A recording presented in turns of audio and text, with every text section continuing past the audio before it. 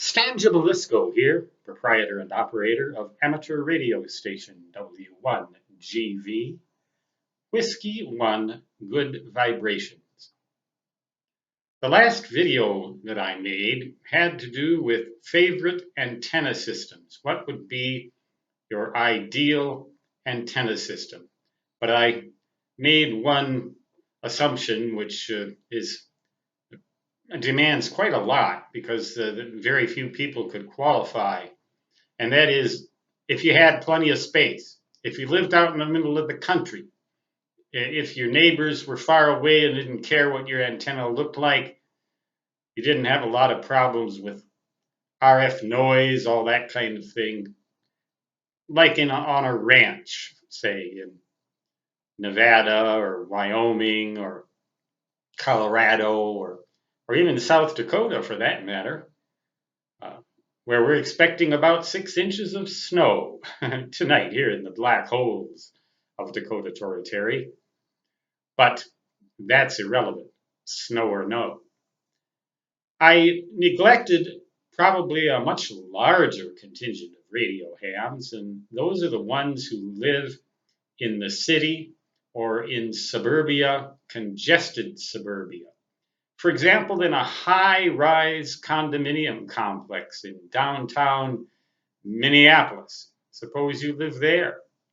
Suppose you live in a suburb of Minneapolis, Bloomington, for example, on quarter acre or half acre plots of land, houses very close together. You can't put a very big antenna up or it'll fall on your neighbor's property if it falls. There's probably a lot of radio frequency noise in your location. I know even in my location, the town of Lead, L-E-A-D, South Dakota, I'm on, I believe, a quarter acre, maybe a half acre lot. And I have a vertical antenna that I've described in other videos, but the received noise on that antenna is horrendous. I thought I could perhaps use a separate antenna for receiving and transmitting, but with one transceiver, I'd have to invent some kind of a transmit-receive switch that did the opposite of what such a switch normally does. Or I could use my Yaesu 850 FT857D Delta as the transmitter, say, and the ICOM IC746 Pro as the receiver, and then have them be separate. It'd be kind of complicated to tune it, but I could have one of those MFJ noise reducing devices. You should read through an issue of QST sometime and look at all of the stuff that's available from MFJ. And if you want to comment on this video on any of their products, if you've used any of them, particularly to reduce antenna noise or enhance antenna performance, please do. I think all of us would like to know. How would you contend with such a situation?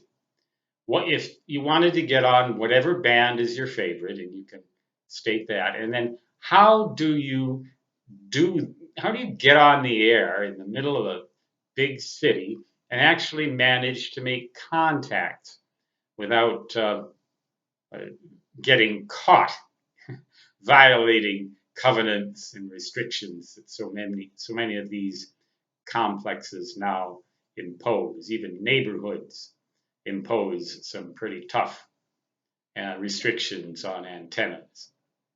A lot of people use flagpoles. Maybe you just want to have a little handy talkie or something like that. But if you want to do 160 meter DX, you're probably out of luck if you live in a high-rise condominium in downtown, say, Chicago. Probably out of luck. But maybe not.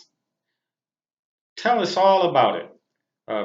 That's a much larger contingent, and so I hope to get a much more enthusiastic response in the comments section for this video. The day is the 23rd of April, 2018. Only about 5 weeks left of winter here in the Holes. La-di-da. Stan Gibilisco is signing off, saying 73 and so long, which, regardless of location, mode, band, or anything else, always translates into my native fist. So long, da-da-da-da-da-da.